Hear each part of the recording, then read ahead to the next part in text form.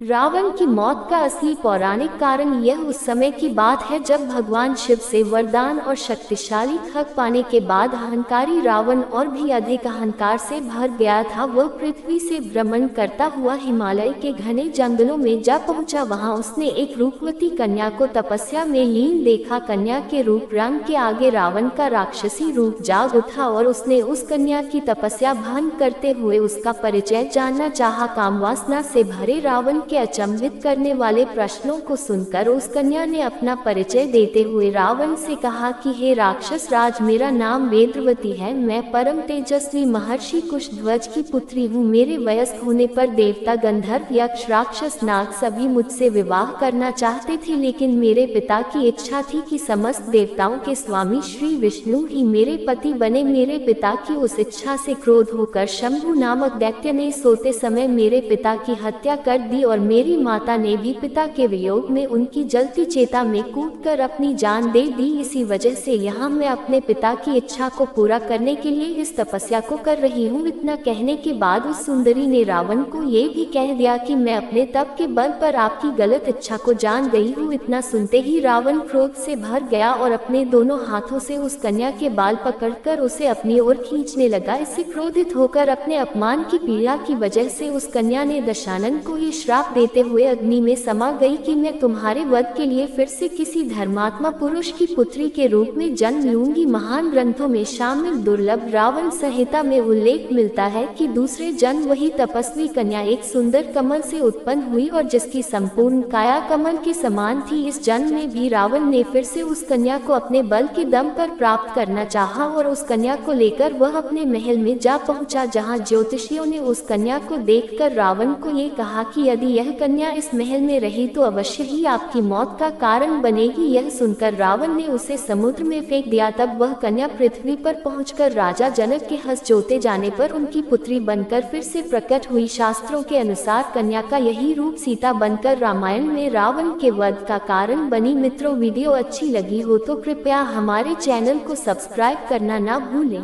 साथ ही अपने अमूल्य कमेंट भी करें ताकि हम इसी तरह सनातन संस्कृति का प्रसार करते रहें।